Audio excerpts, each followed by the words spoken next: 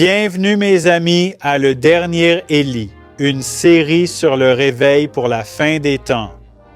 Ouvrez vos Bibles à 1 Roi 18:30. Rappelez-vous que lors de notre dernière séance, nous insistions sur l'importance de combler l'écart entre l'écoute de la parole de Dieu et l'obéissance. Dans cette partie de l'histoire, Élie est sur le mont Carmel, debout dans un décor spectaculaire de montagnes sauvages. Il défie le peuple de Dieu de choisir qui ils vont adorer, Baal ou Dieu. Après que les prêtres de Baal ont imploré leur faux Dieu sans résultat, Élie fait quelque chose de fascinant au verset 30 du chapitre 18.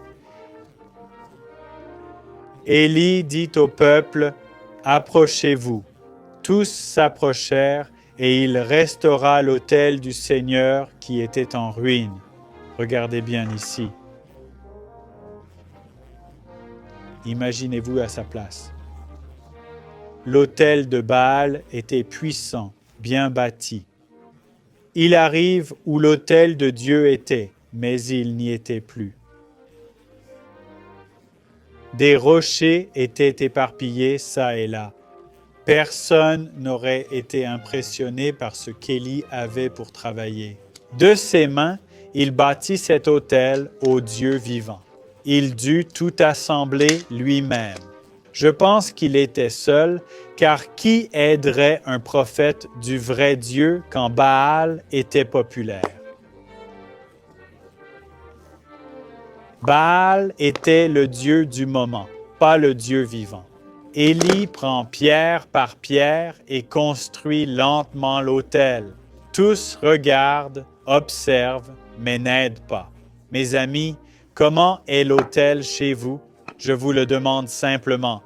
Vous direz, il n'y a pas d'autel chez nous. On n'utilise plus d'autel. Vrai, pas physiquement. Mais cet autel symbolisait l'adoration. Adorez-vous Jésus-Christ chez vous en famille? Famille de 1, 2, 3, 4, peu importe.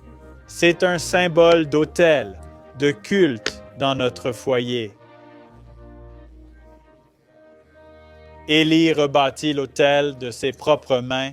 Il pose le bois pour le feu qu'il croit, parfois, viendra du ciel en réponse à sa prière. Après avoir posé le bois, il va chercher ce veau et le dépose sur l'autel pour le sacrifice. Tout est prêt. Alors, mes amis, qu'en est-il de votre culte familial? Le culte familial existe-t-il chez vous? S'il existe, est-il ennuyeux? Les enfants et ados bâillent-ils? S'agitent-ils, attendant la fin? Ou est-ce plein de la vie du Christ? Quand April, ma femme et moi étions jeunes parents, on cherchait comment adorer.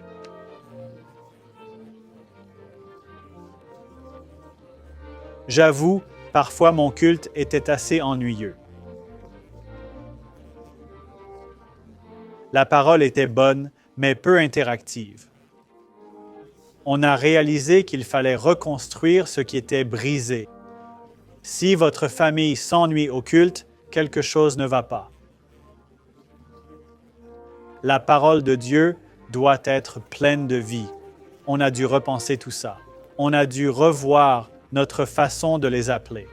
Il fallait rendre le culte interactif avec la parole. On a dû faire quelques trucs simples pour reconstruire. Un jour, Jimmy, le petit voisin, frappe pendant notre culte. On l'invite et il demande « C'est quoi ce truc que vous faites? » Comme Dieu nous avait aidés à reconstruire notre autel, on a changé d'approche. J'ai dit « Viens dehors avec nous pour le culte. Il y a un agneau en peluche caché dans le jardin, trouve-le. » Jimmy cherche partout et le trouve. Triomphant, il ramène l'agneau en criant « Je l'ai trouvé !» On prend la Bible et je dis, Jimmy, il y a une belle histoire d'agneau perdu. On lit l'histoire. Il était tout oui, tout yeux, et on lui a parlé de Jésus pour la première fois. On lui a expliqué comment Jésus nous cherche partout, comme un bon berger cherche ses brebis. Le petit Jimmy nous regarde et dit « Comment puis-je avoir Jésus chez moi ?» On a prié ensemble. C'était vraiment un moment d'adoration. Et vous, allez-vous reconstruire votre autel brisé? Prions. Dieu du ciel, pardonne-nous d'être trop occupés pour t'adorer chez nous. Pas juste à l'Église, mais dans nos foyers pour le Christ vivant. Appelle nos familles, jeunes et vieux, à adorer le Roi des rois et Seigneur des seigneurs chez nous. Aide-nous à rebâtir ce qui a été détruit, car nous sommes trop occupés, trop pressés, ou donnant notre créativité à tout sauf à l'adoration. Au nom de Jésus, Amen.